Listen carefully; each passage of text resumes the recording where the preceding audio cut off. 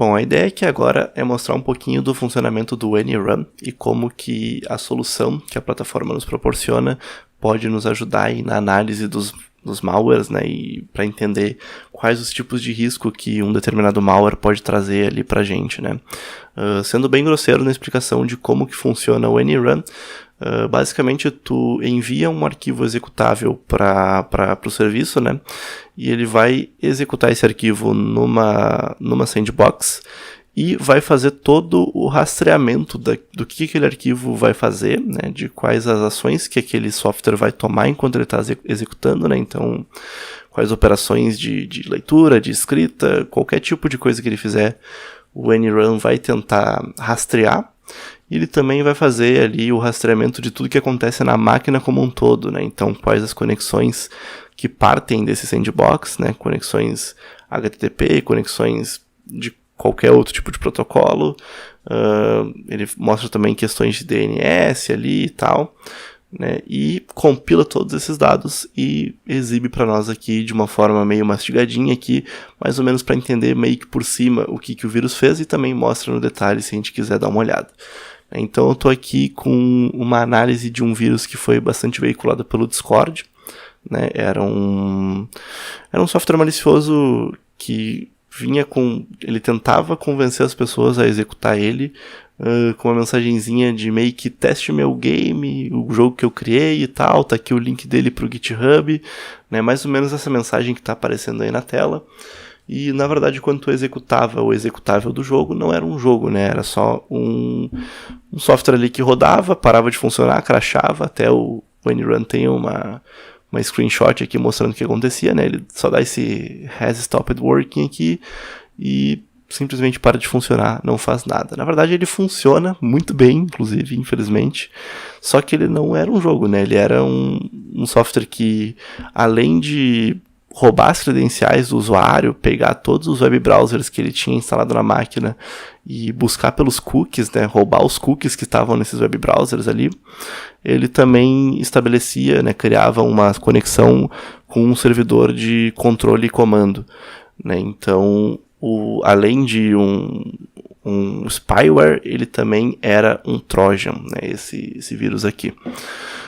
Então aqui, né, nesse lado direito aqui, a gente pode ver mais ou menos o que cada processo da execução desse malware fez, o que ele desempenhou, né.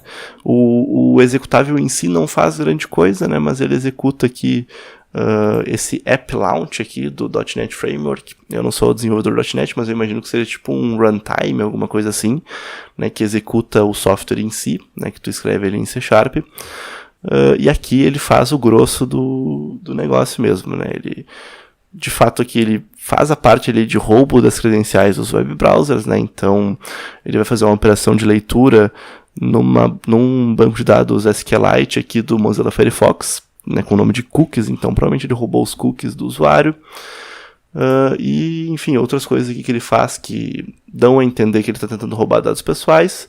E um dos mais importantes aqui na minha visão, que foi ele ter estabelecido uma conexão com um CNC server, que é um servidor de comando e controle. Enfim, mais umas outras ações aqui que esse malware executa, né? Leitura de variáveis de ambiente, ele lê os cookies do Mozilla e do Google, e, enfim, né? Faz umas outras leituras ali que são meio esquisitas, que não configuram ainda dano, mas a gente sabe que, de fato, esse software ele é malicioso por conta dessas 4 ações aqui que não deixam dúvidas, né, de que ele estava com intenções maliciosas. Enfim, aqui nessa parte de baixo, ele tem toda a parte... Aqui nesse lado direito é a parte mais de analisar o que o software fez, e aqui nessa parte de baixo ele mais analisa como que a máquina se comportou. Então, quais as conexões que foram estabelecidas durante a execução, quais as chamadas de DNS que foram feitas, tudo ele loga aqui, né? Um detalhe importante é que tem uma das requests aqui de TCP que foi setada como maliciosa, né? E ele aponta para um IP da Rússia. Então, provavelmente era um hacker russo que estava por trás desse malware aqui. Ele transfere 1 megabit de dados, que é bastante dados, né, para não é uma comunicação normal ali, 1 megabit é bastante coisa. Provavelmente ele mandou bastante dado aqui nessa request. Então, enfim, provavelmente aqui foi boa parte do trabalho do malware, né, de mandar os dados que ele coletou, e a gente pode ver que é uma boa quantidade de dados aqui. A gente pode ver mais algumas outras coisas aqui que o NRun logou, né, aqui algumas operações de modificação de arquivos que foi feita durante a execução, né, e enfim.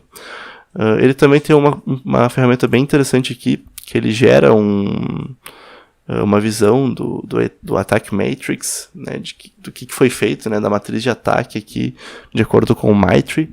Então, quais foram as táticas dos atacantes nesse ataque, né? Então, já vem aqui meio que formatadinho aqui para nós, a gente não precisa perder tempo montando isso daqui. E, enfim, é mais ou menos essa aí a solução do NRun, né? Ele é uma baita mão na roda aí, porque economiza um baita de um tempo que tu perderia para estabelecer uma estrutura para fazer toda essa interceptação de dados. Ele faz automaticamente e deixa a gente focar no que realmente importa, né? Que é entender como é que o malware funciona.